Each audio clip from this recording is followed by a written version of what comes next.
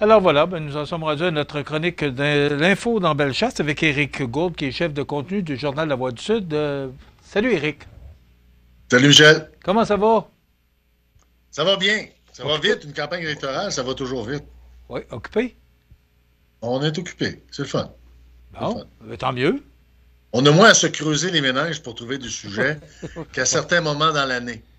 Oui, Donc, ces effectivement. moments-là, on les prend Ouais, et on en profite. fin juin, on va chercher de l'ouvrage un petit peu plus. Et c'est ça. C'est ça.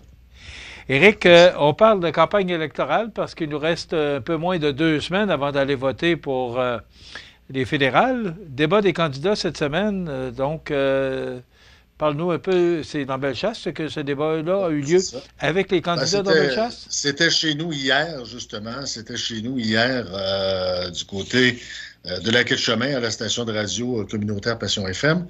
Et quatre candidats étaient là. D'une part, Mme Vien du côté du Parti conservateur, M. O'Farrell chez les libéraux, la dame du côté du Bloc québécois et monsieur également un candidat qu'on n'avait pas vu depuis le début de la campagne du tout, le candidat du Parti populaire du Canada était là, M. Fréchette, si ma mémoire est bonne. Et comme dans tout débat, ben, les gens ont pu entendre les candidats et candidates parler de différentes thématiques, certaines à un niveau un peu plus national, d'autres spécifiquement reliées à la région. Et puis, il n'y a pas eu de surprise, Michel, hier. Les gens ont livré leur programme, leurs pensées par rapport à divers sujets. Euh, Si Mme Vien est une politicienne aguerrie, M. O'Farrell du Parti libéral a montré qu'il était quand même quelqu'un avec une certaine envergure. Même chose pour la dame du Bloc québécois. Et puis, dans le cas du candidat du Parti populaire, ça a été un peu plus difficile. On voit que le candidat n'est peut-être pas le plus aguerri en termes de politique. Et puis, mais ma foi, là, c'est une course à deux actuellement, possiblement, là, dans la région avec Mme Vien et M. Farrell. Alors, est-ce que le débat aura changé des choses? On verra. Mais à tout le moins, les candidats ont eu l'opportunité de livrer leur message. C'est quoi ton feeling, Eric? Comment ça se présente? Est-ce que Mme Vien est encore bien positionnée dans le comté ou si M. Farrell joue un petit peu, change un peu la donne? C'est difficile de le dire, Michel, parce que quand on regarde les sondages via certaines plateformes, on voit que Mme Vien est confortablement en avance. Sauf que quand on se promène sur le terrain, ben, il y a des gens qui semblent accorder beaucoup de crédibilité à M. O'Farrell et dans certains cas, les gens accordent leur vote carrément à M. O'Farrell. Alors, est-ce que c'est plus serré qu'on le pense? Je le pense, mais est-ce que Mme Vien est en danger? Pour l'instant, je le pense pas. Mais, euh, mais je me fie peu au sondage actuel pour prévoir un résultat au lendemain de l'élection, si on veut. Là. Est-ce que le fait que M. Carney se positionne bien change un peu les données de Bellechasse? Ben, il y a ce volet-là. M. Carney obtient, en tout cas, une opinion favorable chez bien des gens. Et M. O'Farrell aussi, quand même, est quelqu'un qui se présente bien, s'exprime bien. Et puis, on voit que le monsieur a quand même un certain bagage et c'est quelqu'un qui a œuvré dans de hautes sphères au niveau de la francophonie canadienne. Alors, à ce niveau-là, c'est une personne aussi qui est aguerrie et qui se débrouille très bien pour quelqu'un qui, en tout cas, n'a jamais fait de politique active ou de politique partisane, si on veut. Oui. Mais, mais en tout cas, on verra bien. Il reste encore plusieurs jours. Est-ce que la température va changer? On l'espère à l'extérieur, mais au niveau de la campagne électorale, on verra bien. On va suivre ça avec intérêt. Ouais, Lundi dernier, nous avions la visite de Mme Fréchette, Christine Fréchette, qui est ministre de l'Économie, de l'Innovation et de l'Énergie. c'est Et ça. chez vous, ben, elle est allée vendredi dernier. Elle est venue vendredi, elle est venue rencontrer des gens d'affaires, des décideurs politiques également de la politique municipale, où naturellement différents enjeux ont été traités. Mais il n'y a pas de surprise, Michel, que les tarifs douaniers imposés par l'administration américaine et surtout peut-être chez nous, le dossier des travailleurs étrangers temporaires, ça semble être chez les entrepreneurs un dossier davantage préoccupant que le dossier des tarifs lui-même. Plusieurs entreprises de la région ont beaucoup de travailleurs étrangers et beaucoup de travailleurs étrangers temporaires. Or, Mme Fréchette, lors de son passage chez nous, nous a dit que le premier ministre Legault, nous a rappelé en fait que le premier ministre Legault avait annoncé dans les jours précédents là, des accommodements pour les régions. Or, on parlait de 2000 travailleurs peut-être au total pour en garder en région, mais on parle en région à l'échelle du Québec. Or, selon la table régionale des élus municipaux de Chaudière-Appalaches, on aurait 2700 travailleurs étrangers temporaires en Chaudière-Appalaches uniquement. Alors, on ne pourra pas plaire à tout le monde, là. Mais à tout le moins, il semble y avoir des avancées et le message semble être reçu. J'ai eu l'occasion de rencontrer Mme Fréchette, réaliser une entrevue, puis justement, la main-d'œuvre est encore le principal problème des entrepreneurs dans la région.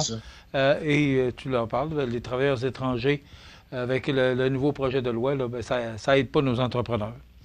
Voilà. Écoute, j'apprends avec surprise un McDo à Saint-Henri, projet domiciliaire à Beaumont. Je suis moins surpris, parce que ça fait longtemps qu'on en parle avec ce qui se passe à Lévis, comme ça devient saturé à Lévis, qu'on développe et qu'on se dirige vers l'Est, je comprends. Mais un McDo à Lévis, tu m'étonnes. À Saint-Henri, effectivement, parce que on parle de développement à Beaumont, donc c'est des résidents de plus, mais il y a aussi beaucoup de résidents qui choisissent la ruralité, mais la proximité de Lévis également. Alors, probablement que des entrepreneurs se sentent inspirés de voir des mouvements de population comme ceux-là. Alors, c'est la raison pour laquelle il y a des gens de Saint-Henri, justement, qui sont promoteurs d'un complexe où on va y retrouver à la fois dépanneurs, stations-service et un premier McDonald's dans Bellechasse. Il n'y en a pas ailleurs. Ce sera le premier du côté de Saint-Henri. En tout cas, c'est une nouvelle qui peut sembler anodine, mais lorsqu'on en a fait la publication, elle a suscité un certain engouement. J'imagine. Mais est-ce que c'est encore à l'état de projet ou si on va de l'avant puis l'appel téléphone bientôt? Je dirais qu'on va de l'avant, oui. Il y a un terrain, justement, pour les gens qui circulent de Lévis vers Saint-Henri. À l'entrée, justement, nord de Saint-Henri, il y a un terrain là, qui a été aménagé et c'est ce terrain-là qui va abriter le complexe en question. Le conseil municipal avait donné son aval déjà la semaine dernière à ce projet-là. Alors, c'est parti. C'est parti. OK. Et on n'a pas d'échéancier encore pour l'instant. Alors, l'appel téléphone s'en vient. Tu seras sur place pour la... On ira sûrement faire un tour si on nous invite. Pour la traditionnelle photo. Immigration, l'organisme Le Carrefour Employabilité et Travail de rue est bien en selle. Qu'est-ce que c'est exactement? En fait, le dossier de l'immigration dans Bellechasse-Michel était parrainé jusqu'à juillet dernier par l'organisme qu'on appelle Alpha Bellechasse. Or, depuis juillet dernier, c'est plutôt le Carrefour Employabilité et Travail de rue de Bellechasse, l'équivalent des Carrefour Jeunesse Emploi, si on veut, dans les autres régions, qui a pris en main ce dossier-là en juillet dernier. Et puis, on s'est intéressé un peu à savoir comment ça allait depuis les derniers mois. Est-ce qu'on avait réussi à recruter du personnel? Or, tout semble aller comme sur des roulettes. Ce qu'on a fait, on a à peu près recruté tout le personnel qui travaillait en immigration chez Alpha Bellechasse. Et ce sont les mêmes personnes qui vont œuvrer en immigration auprès du Carrefour. Alors, on avait peut-être évité un bris de service à ce niveau-là. Et on sait que sur notre territoire, on parlait de travailleurs étrangers temporaires. Michel, justement, il y a quelques minutes à peine, il y a des entreprises comme Excel d'Or, des entreprises comme IPL du côté de Saint-Damien, qui ont beaucoup de travailleurs étrangers, beaucoup d'immigrants, carrément, qui travaillent. Et puis, on veut naturellement un organisme qui va s'occuper d'intégrer ces gens-là à la culture de la région. Et c'est le Carrefour qui le fait. Et puis, il n'y a pas eu de bris de service, finalement. Les choses se sont déroulées quand même bien déroulé lorsque l'organisme a repris la mission de l'immigration. Alors, on souhaitait avoir des bonnes nouvelles et c'est ce qu'on nous a donné de ce côté-là. Au hockey mineur, des changements suggérés par Hockey Québec font jaser. Qu'en est-il exactement? Ça fait jaser beaucoup, Michel, je t'explique. C'est que il y a 6 ans, les organisations de hockey mineur de Bellechasse et de Beauce-Nord s'étaient reliés pour offrir du hockey double lettre sur leur territoire respectif, mais de façon conjointe. Il y avait une organisation qu'on appelait le regroupement BNB pour Beauce-Nord-Bellechasse. Or, une recommandation d'Hockey Québec est venue dire de mettre un terme à cette association entre Bellechasse et Beauce-Nord et que les gens de Bellechasse pour le hockey double lettre dorénavant devraient plutôt aller du côté de Lévis et les gens de Beauce-Nord se joindre à la Beauce élargie, c'est-à-dire jusqu'à Saint-Georges et même dans les aides-chemins. Alors, il y a des parents qui ne sont pas contents de ne pas avoir été consultés parce que déjà d'avoir regroupé Beauce-Nord et Bellechasse il y a 6 ans ensemble, on venait un peu atteindre le sentiment d'appartenance.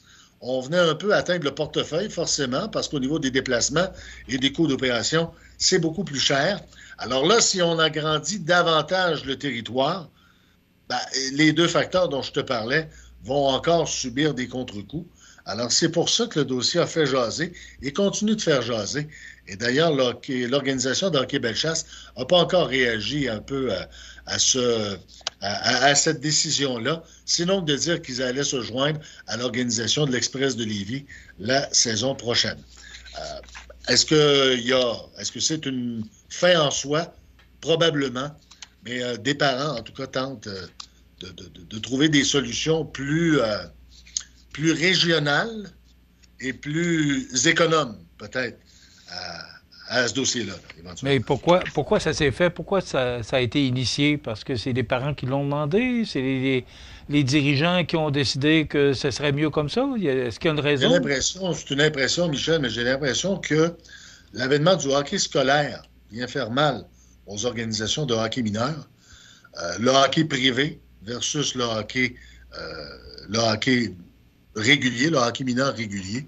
Et les organisations de hockey mineur locales ont perdu beaucoup de joueurs au profit du scolaire au cours des dernières années.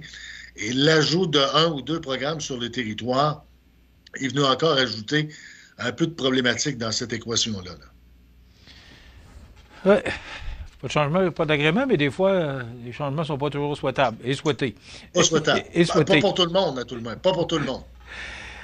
La semaine dernière, nouveau sentier quad sur le Québec central, le club Jarreau-Beauce sans charge. Le Québec central, Michel, c'est une voie ferrée. Il y a dans Montmagny-Lillet et Bellechasse un tronçon qu'on appelle le tronçon Monk, qui était une voie ferrée. Tout le monde connaît d'ailleurs, oui. Ça. Et il existe la même chose plus au sud qu'on appelle le Québec central, qui est une voie ferrée désaffectée elle aussi. Et là, depuis quelques années, il y a eu quelques projets d'utiliser cette voie ferrée pour en faire du récréo touristique. On avait pensé à une piste cyclable dans le passé, dans les aides-chemins. On avait pensé également à la motoneige et le quad également. Et là, il y a un club de quad, celui de Jarreau-Beauce, qui est à Saint-Georges, qui verrait d'un bon œil et travaille déjà sur le dossier, a obtenu les autorisations pour le faire, d'aménager éventuellement un sentier quad sur l'emprise ferroviaire qui sera éventuellement réaménagé pour que ça puisse se faire. On espère que d'ici 1 an et demi, peut-être 2 ans, que ce soit en fonction. Alors, pour les amateurs de quad, c'est une bénédiction parce que ça va faire un lien rapide entre les aides-chemins et la Beauce. Et pour les gens de la Beauce, c'est une bénédiction également parce que ce sera un lien plus rapide vers le parc régional massif du Sud, le parc régional des Appalaches également. Alors, ça va faire le bonheur de bien des gens. Oh, une bonne nouvelle. Oui. Fait du bien. Oui. On espère que ça va se faire maintenant. Écoute, tu me parles de conseils mouvementés à Arma et Saint-Anselme, mais je pense que ce ne sont pas les seuls endroits où il y a des conseils mouvementés. Parce que Non, mes oreilles entendent d'autres endroits où il y a des conseils mouvementés. Je ne sais pas qu'est-ce qui se passe de ce temps-ci, mais à certains endroits, là, ça brasse. Et là, particulièrement, tu me dis qu'à Arma et Saint-Anselme, c'est le même phénomène. Là. Il y a des conseils mouvementés à cet endroit-là. Toutes les municipalités ont généralement des projets. Certaines de petites, de moyennes, et d'autres ont des projets de grande envergure. Je pense que je t'avais parlé du projet d'Arma, Michel, il y a 2 semaines, quand on s'était vu, un projet du côté du Parc des Chutes qui visait à réaménager un peu le secteur tout près de la rivière pour en faire justement un lieu récréo-touristique. Et il y avait une pétition qui avait été lancée par des citoyens. Or, cette pétition-là a été déposée au conseil municipal et il y a suffisamment de grogne au sein des citoyens pour que la municipalité ait choisi de reculer ou de prendre un pas de recul, peut-être de réévaluer son projet, de discuter avec la Corporation des loisirs et des parcs pour voir est-ce que c'est le projet idéal, est-ce qu'on pourrait le présenter autrement ou si on laisse tout simplement tomber. Mais pour l'instant, en tout cas, les 2 organisations doivent se réunir entre elles avant de se réunir toutes les 2, pardon. Parce que trop dispendieux, Éric? Pardon? Parce que trop dispendieux? Oui, 8 millions pour une petite municipalité. La part du milieu est peut-être un peu trop imposante là, aux yeux des citoyens. Peut-être que, en tout cas, certains auraient aimé peut-être voir le projet se réaliser par phase. D'autres disent que c'est un projet qui ne peut pas se faire par phase.